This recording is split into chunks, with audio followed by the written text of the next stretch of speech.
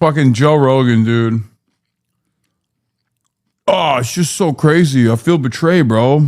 I think they should draft 18-year-old kids and make them stay in the military. Why? I don't think so. I don't like So that. they can grow up and quit being mama babies. There should never be a draft of any kind. It should all be free will. A draft is bullshit. No matter what country, what war, it's all bullshit. You should never force people to go fight a war that's not theirs. Bob doesn't realize that that would be the complete death of American empire. It would be the last thing that the Trump administration did. Okay? I'm not even joking. Like, the reason why America gets to do all this war-waging bullshit is because there is no draft.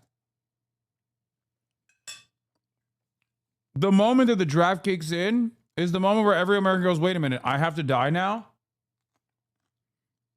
It's the same principle behind, like, American champions of Ukraine that are just like, yeah, keep fighting Ukraine. You're fighting for democracy. Keep going. And it's like, bro, are you going to fight for Ukraine? Fuck no.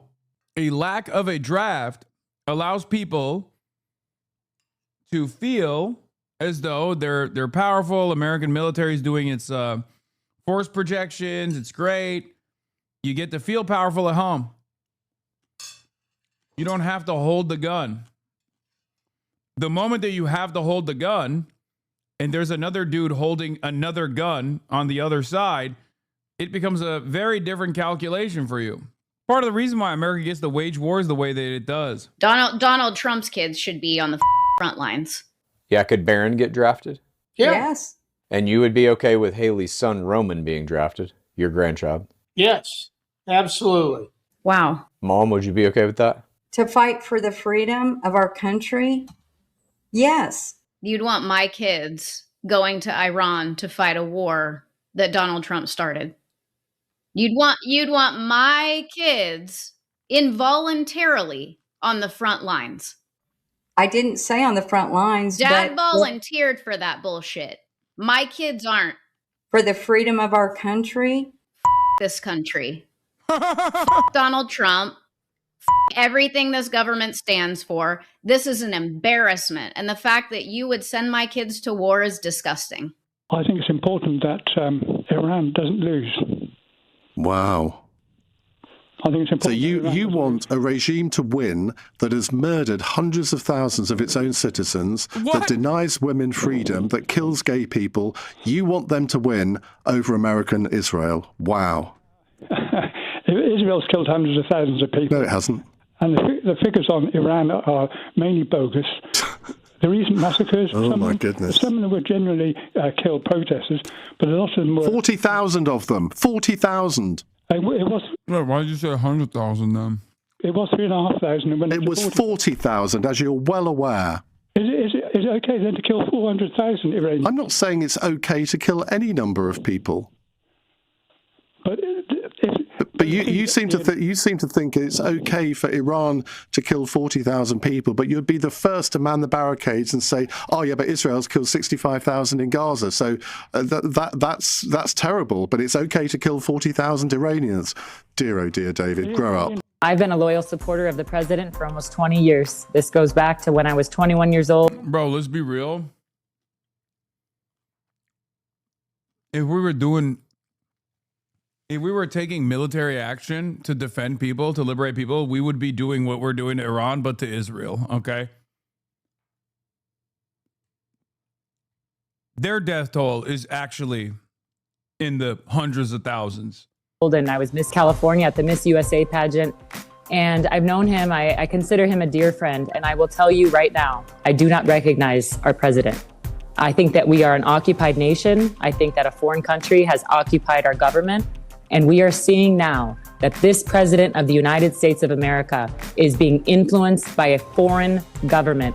And MAGA, let me tell you right now, MAGA is dead. It is deader than dead, and Americans are furious. We do not recognize President Donald J. Trump anymore. What just seems so insane based on what he ran on. I mean, this is why a lot of people feel betrayed, right? He ran on. Fucking Joe Rogan, dude.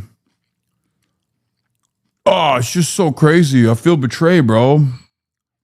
But it just seems so insane based on what he ran on. I mean, this is why a lot of people feel betrayed, right? He ran on no more wars and these stupid, senseless wars, and then we have one that we can't even really clearly define why we did it. No American son or daughter should die for Israel. Flat out. No American son or daughter should die for Israel. Anti-Semitic.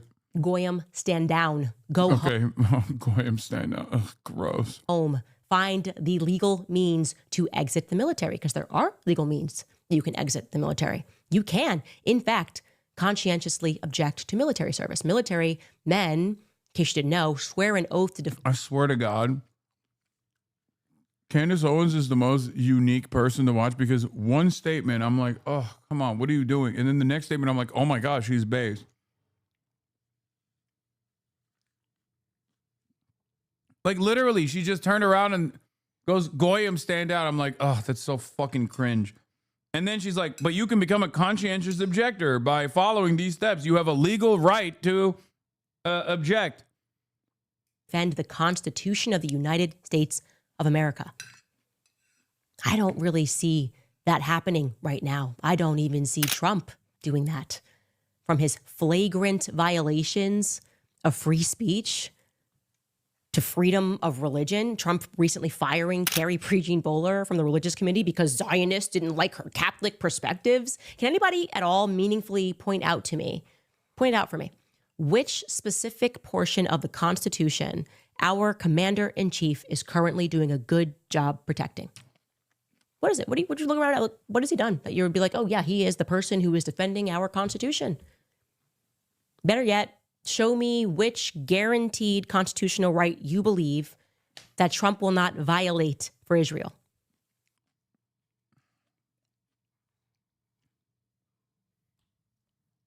I mean, this shit has created a very unique media environment where, like, it's an endless sequence of the worst person you know making good points over and over again. Like, it's kind of wild.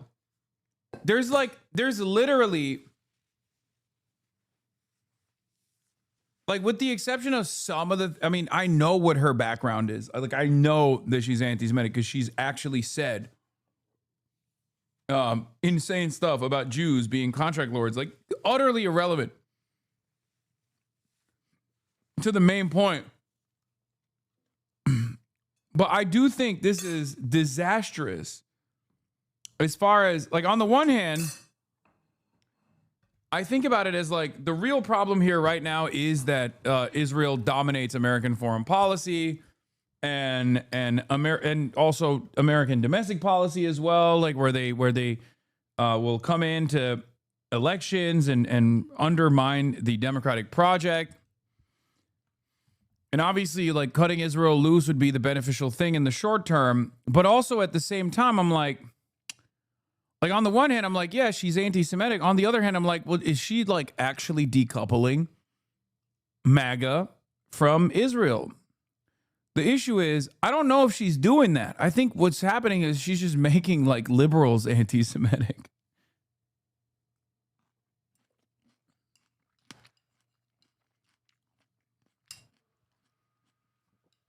I worry that Tucker Carlson has a lot of normies watching.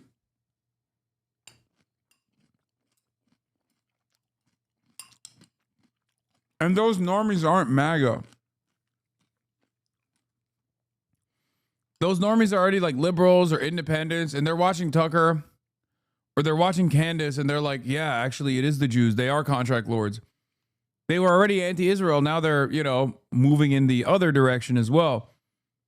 As opposed to like MAGA that watches them and goes, yeah, these people are, trustworthy individuals. I agree with them. I think, like, I love Trump, but he really fucked up on this one, right? Can you point to one? Because I feel like right now we are all being forced into the servitude of a foreign nation. That seems to be the American reality right now. So I say, by all means, allow the Mark Levins, the Ben Shapiros to sign their offspring up instead. Allow the Christian Zionists, the ones who make videos telling you how devilish it is if you don't support Israel, They believe this is messianic, that Bibi was sent to usher in Armageddon. That's going to bring Jesus back. I urge you, all of you Christian Zionists, sign up for the military today. Please. Respectfully, Marceau, I believe it's pattern recognition. Okay, dude, do you know how many fucking times I've heard that about black people in crime? Yeah, what do you think fucking racism is? How do you think racism is justified and defended?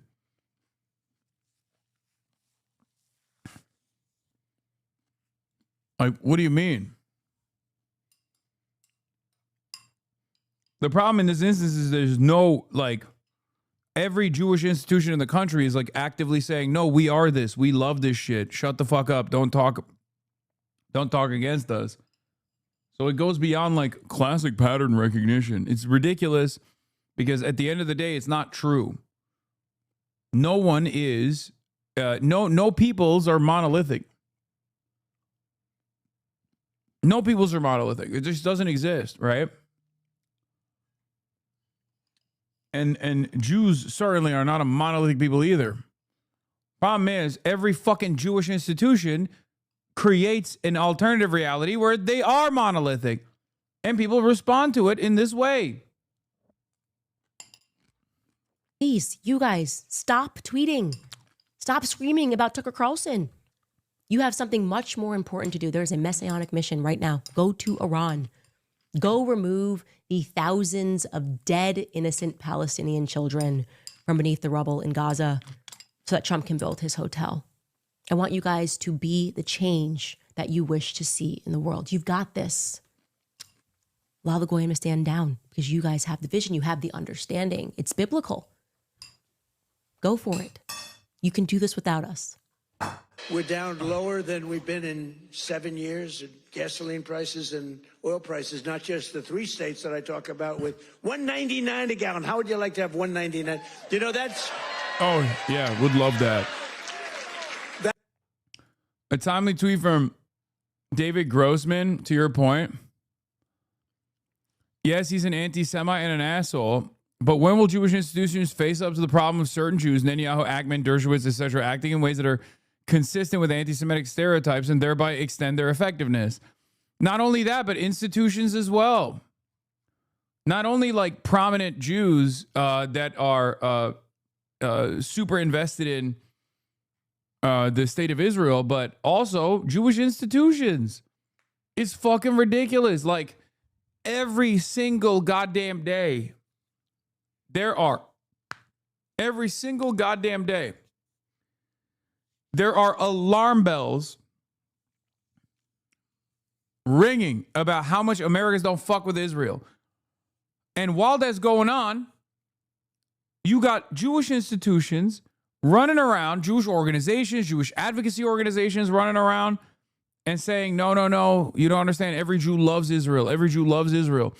You got Jewish institutions like synagogues and shit doing land fairs, selling stolen land inside of the synagogue. It's fucking crazy. It makes no damn sense. And they're also actively undermining Jewish Voice for Peace and saying like these guys are insignificant. All these other like anti-Zionist Jewish organizations, they're insignificant. They don't make up the majority. All this stuff.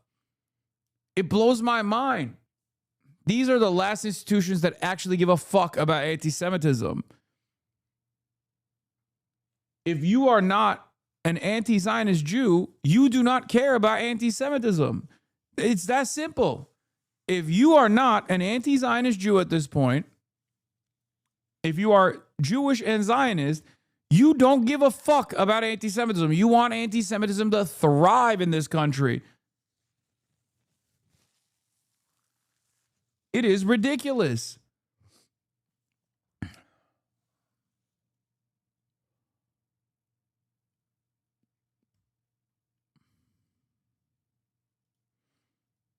That's the equivalent of a very major tax cut.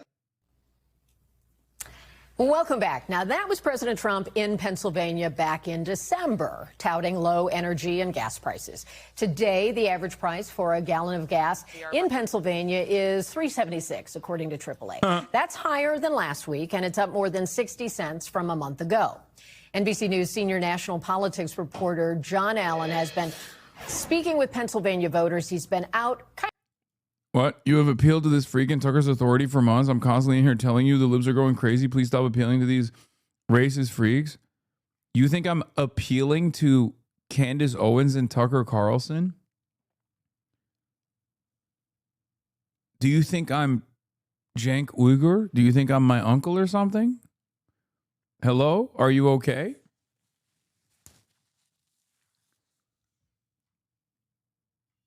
You're appealing to their authority on Israel?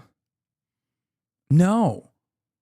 Were you not aware when I was talking about how devastating and dangerous it is that Democrats have actually completely lost ground on this issue of being the torch bearers of anti-Zionist thought to the likes of Candace Owens? And my real fear here is that they're not necessarily causing the MAGA base to no longer be pro-Israel, but instead they're just winning over a lot of anti-Israel people that are coming into that audience and becoming anti-Semitic and believing a whole bunch of other nonsense that they espouse.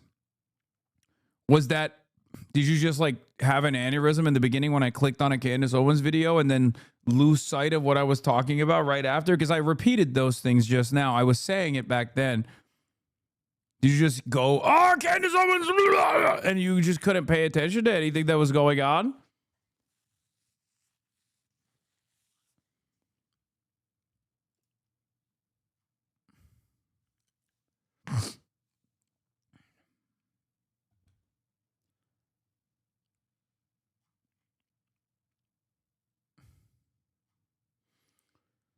Anyway, confirmed Trey Ying's 2 killed by Iran. 2 killed in central Israel during the last Iranian missile barrage. Cluster munitions rained down on Tel Aviv and surrounding areas.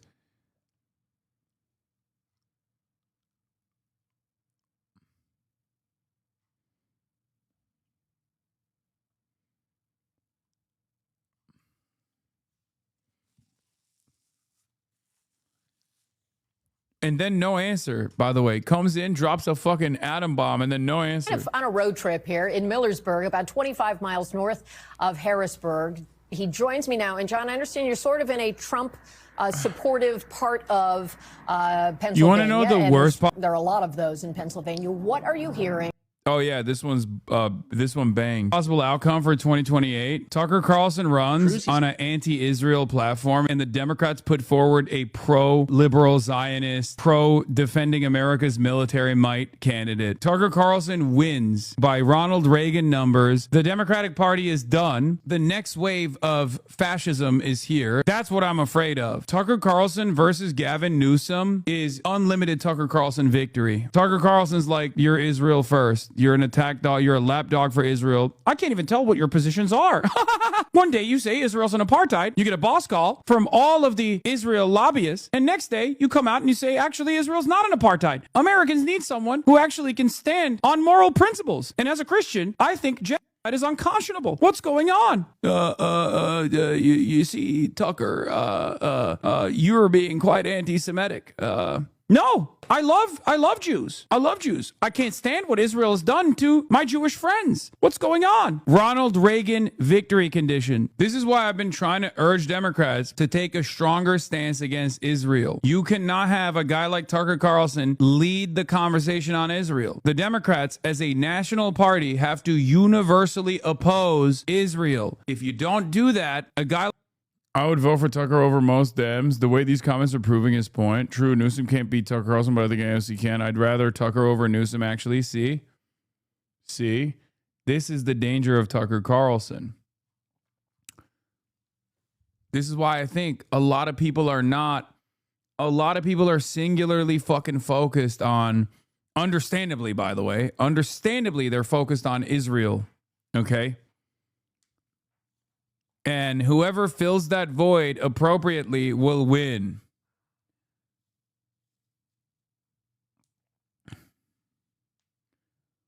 I'm telling you, man. I'm telling you. Democrats are fucking delusional.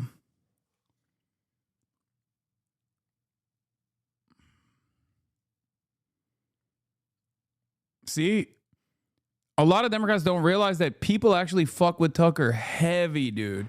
And these people aren't necessarily lifelong Republicans either. I don't think Tucker Carlson is building an audience on the MAGA right. I think he's building an audience on the left. I think Tucker Carlson and all of his numbers are the normies who self-ID as liberals, are the normies who self-ID as independents. I think libs love Tucker now. That's my suspicion. Straight up. Maybe I'm wrong, but this is my theory. This is what I've been thinking about quite a bit because the numbers don't add up. Tucker Carlson has been a prominent fixture in right-wing politics forever. He was incredibly consequential in 2016. He rose to prominence, and he was able to meticulously craft a palatable white supremacist narrative. He leaned into left populism, workers' rights, and things like that, knowing full well that that would beef up his support. And he did so at Fox News.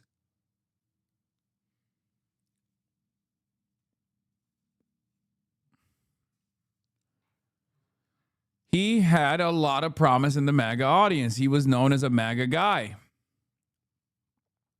He left Fox News. And I think he still carried the torch of MAGA. But as of late, considering that the 85% of Trump supporters, 85% of Republicans believe that the war with Iran is good, war with Iran that we are waging for Israel is a good thing. I don't think Tucker Carlson has a primarily Republican audience any longer. I think Tucker Carlson now has an anti-Israel audience. And given how popular the anti-Israel position is, that audience isn't primarily Republicans at all. I think that audience has a lot of Democrats in it and a lot of centrists and liberals in it as well. In a way, he is perfectly positioned to carry the spirit of Trump 2016 for this reason. No one on the left is ready to be anti-Israel in the way that Tucker is. No one. No one on the left, as it stands currently, like some of the top leaders in the party, even the progressive figures in our party, okay, if we are to say our party about the Democrats, now that there's some candidates that we're pushing for, the only guy I can think of, and I know people are going to get pissed off for this, is Graham Plattner, ironically enough. But I don't think AOC, with the way that she talks about Israel currently, is capable of fighting back against this narrative. I think I'm not talking about like Graham Plattner's background chatters. Calm down. I'm saying like the way he messages on this. Do you see what I mean? No, I said Graham Plattner and everybody lost their minds. I'm talking about the way Graham Plattner messages on the issue of Israel. It's no nonsense. It cuts through the fucking noise. Take that message, take that unapologetic message and put it into any campaign, and they will become a leader in the country. Okay? It's not about who Graham Plattner is. I'm talking about how Graham Plattner communicates on this issue of endless militarism, endless war, and how it's not beneficial for ordinary Americans. Okay? Ah, yes. Messaging in Plattner. Here we go. I said the word Graham, and I said the word Plattner. I can't even say Graham Cracker in this fucking chat without people losing their minds and putting my house coordinates on Twitter to demand Iran send a Shahed drone strike to my house. Being like, this is where the Israeli cement factory is, IRGC. Please bomb this fucking infidel.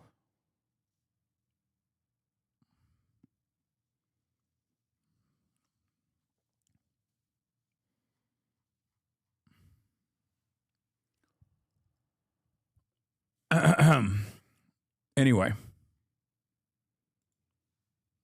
You understand, though? Because AOC's biggest weakness, in my opinion, and I say this as someone who is excited at the prospect of her running for the presidency. Okay? Her biggest weakness is she responds to the trolls too much. She doesn't listen to people in her left flank when, they have something worthy to listen to. And she also listens far too much to identity groups that will use standpoint epistemology to manipulate her. Right? She'll come out and be like, Israel's doing a genocide. And then for the next week, she'll hear out every fucking Jewish advocacy organization that's like, AOC, we love you. Why did you say Israel's doing a genocide? Don't you think that's a little anti-Semitic, or at least that's opening up the floodgates of anti-Semitism? Can you go and hang out with one of the Israeli hostage families or something? You know what I mean? And then she'll do a photo op, thinking that this is gonna strike a delicate balance, right? Even Zoran is doing it now, which is crazy. Stand on fucking business. People want easy to understand messages. Okay? Her future foreign policy advisor may be Professor Daniel Besner talking to Clavicular. Wait, what the fuck? Clavicular talks about the relationship between looks maxing and politics and why people connect the two together to try to diminish him as a person. Why the fuck is Clavicular talking to Dan Besner? What the hell is going on? Frankly, I'm a bit skeptical about the relationship between looks maxing and politics. But do you think there's a relationship between looks maxing and politics? Looks maxing is completely apolitical. So why do you think so many people have tried to identify, so many, in particular reporters, have tried? What is going on, dude? This timeline is busted, bro. That's awesome. What is happening, bro? Both AOC and Zoran are too kind for this moment. No, fuck no. They can be mean. They just need to be principled. Yeah. I don't think AOC has the ability to meet the moment. I don't mean it in a misogynistic way. She has a bit too much to worry to say the wrong thing. You've got to be principled, confident. Like Edgar Germentin was saying after the election, most important thing is confidence and competence. Yes. Yes. Zoran had that. Zoran was doing that when he was running.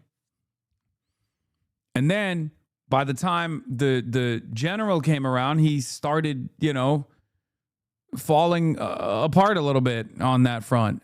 I mean, he still does it. He still balances it out for every messaging weak moment, messaging weakness moment that I have. He wins it back tenfold with something that he does, right?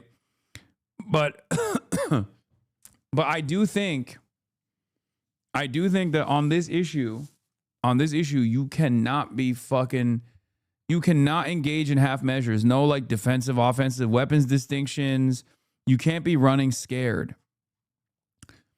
Because if you do that, on the right, someone's going to take advantage of that weakness. And they're going to become the movement leaders. And it blows my mind. It blows my mind that Democrats are, progressive Democrats and left flank Democrats are not taking on leadership roles in the anti-Zionist cause. To connect looks maxing to particularly right-wing politics, but to me, it's always been a bit of a loose connection. But why do you think people are looking to do that? Just to kind of just diminish me and try to deplatform some of these ideas because, like, you know, a lot of people don't like to acknowledge the hard truth that looks are pretty much everything. Do you see you're part of an Oscar blind item? There's no way that's not a meme, right? What the fuck is an Oscar blind item?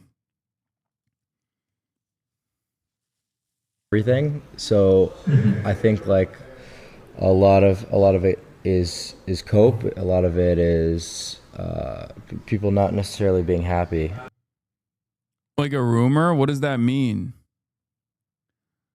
Anonymous gossip? What was it? What was the anonymous gossip? Blind item is an anonymized celeb gossip story. What was the celebrity gossip story? About me making these points. Yeah, so you think like it's basically... What is this? It was nothing. Move on. Uh-oh.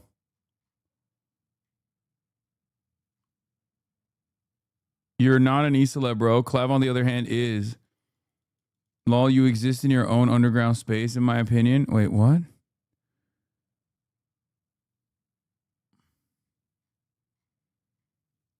They said you killed your dog? Wait, what do you mean? But my dog is alive. Blind item, speaking of people not liked, no one could understand how the dog abuser, probable dog killer podcaster got an invite to the magazine party. What does that mean? Bro, is bullshit stop getting faked? Yeah, it was. Everyone was like, boo, I can't believe this guy is here.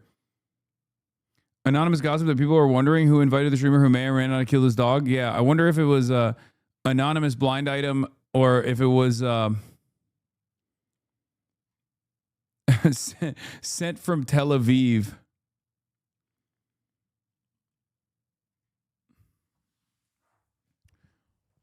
It means you killed fish? Oh, nice. Gross. Blind items can be submitted by literally anyone. They're trash. Yeah.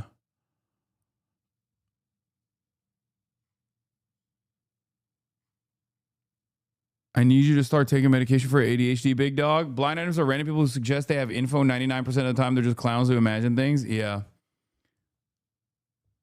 This is the 23 blind items. Blind item number 23. Speaking of people not liked, no one could understand why.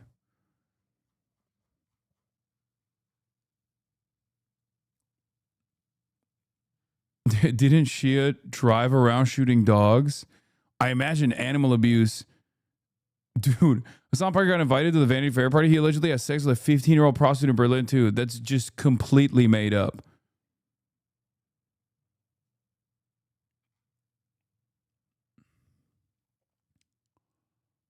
The guy who runs that site is a Ethan Klein dick rider. Very weird.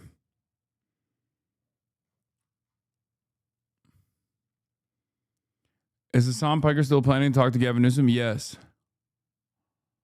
Yeah, it's just like anywhere my name is mentioned, there's like a barrage of fake bullshit. Harvey Weinstein leaning over his cellmate. You hear about his dog? Yeah. Yeah, I'm the biggest villain in Hollywood, famously. Sorry, Hasan, is seeing all this worth for your health? I mean, it doesn't fucking matter. There's just someone wanted to talk shit. Who gives a fuck?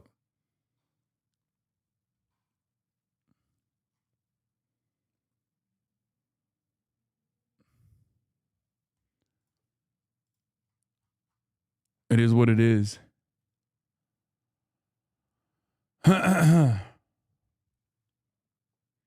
Yeah, I mean, this is Vanity Fair cut the invite list in half this year too. Clearly, Hasan won, and no one cares about slop narratives on Twitter and YouTube. I didn't even know that. Apparently, Vanity Fair also cut the list as well, is what some people were saying.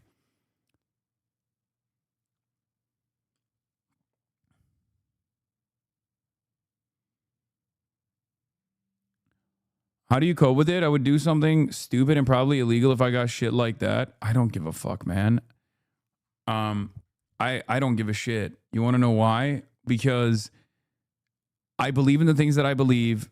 I know who I am as a person. I know what my values are. I know what my actions represent. And I am uncompromising. And now, more than ever before, we are closer to reaching collective consciousness. Who gives a fuck? Who gives a fuck? People lie all the time. People lie about everything on the internet. You see what I'm saying? I still believe in the good in all people, right?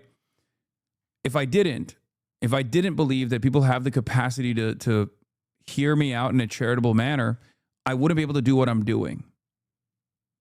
Right? People lie about everything on the internet. We don't have consensus reality any longer.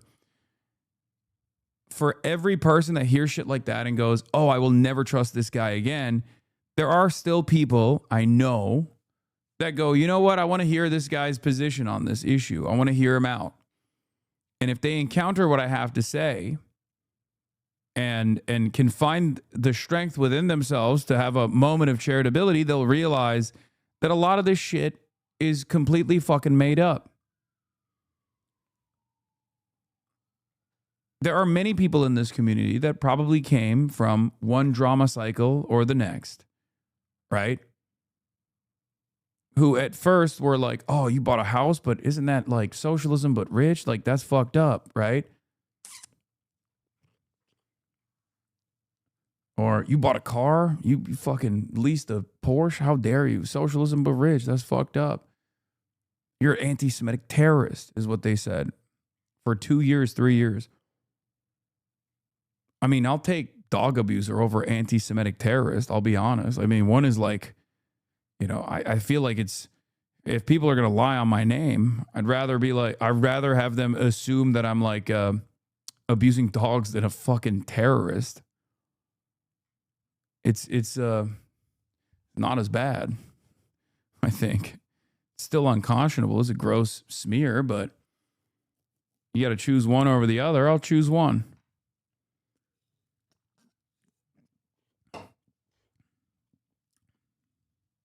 If your actions represent your values, then why go to the Met Gala?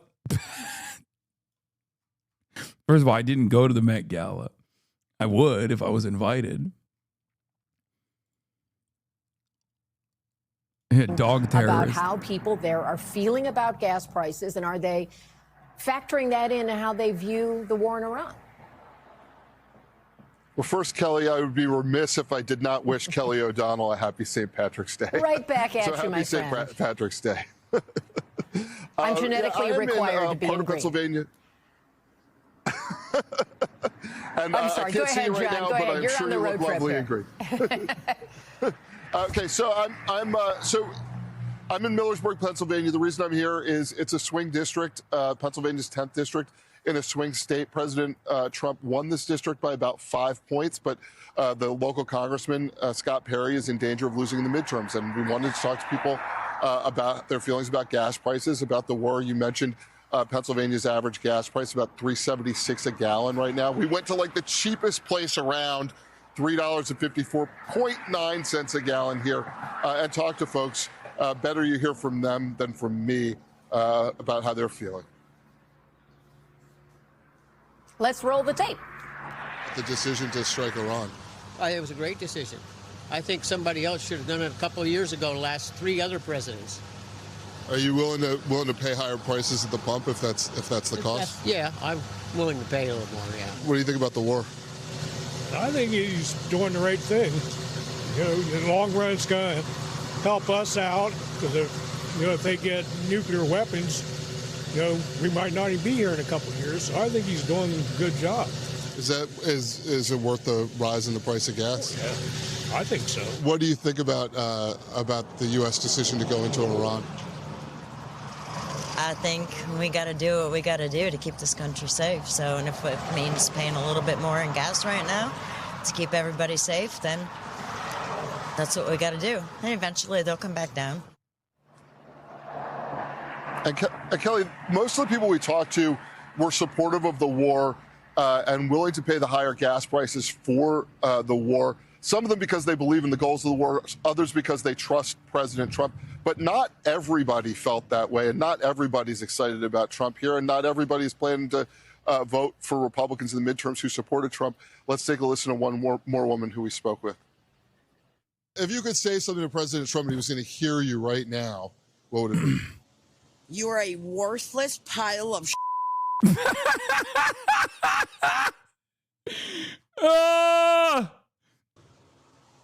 And you voted for him how many times? 3 times. That was my bad. Apparently, I'm an idiot. So not Well, lots of everyone is thrilled with personality there, President John. Trump, as you Lots heard, of personality. Kelly. Yes. Oh my God! Right? Not everyone's thrilled with him. That was a voter who voted for him 3 times. She went on to talk about the gas prices. She went on to talk about the war, about not supporting the idea of us, basically going around. Look, I know it's 85%, but goddamn, does that feel good when I see that 15%? You know what I mean? I know Trump's approval for this war is 85% in the base, but goddamn, that shit feels good to see. When you see that 15%, you're like, fuck, man. On the world. So a lot to process there. But this is going to be the real pressure test for President Trump and Republicans in the midterms, is how many of the people who voted for him are A, sticking with Republicans, and B, going to show up in the midterms. And I think that's still an open question here, just several months out from those midterms, Kelly. Nothing is as valuable as actually going to where the people are and asking them what they think. So thank you for making the road trip. Fill up before you come back. We thank you for watching, and remember. So the other day I found out that this. Oh yeah, this is the Tucker Carlson meta. He believes that the CIA is listening to his.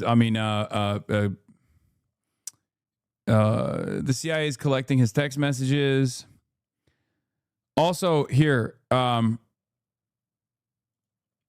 as polls close in Illinois, here's a brief. We got polls that are supposed to close in 4 minutes, by the way. Karnacki Cam is going to get started soon. Okay. We got the Illinois midterm primaries. Okay. Big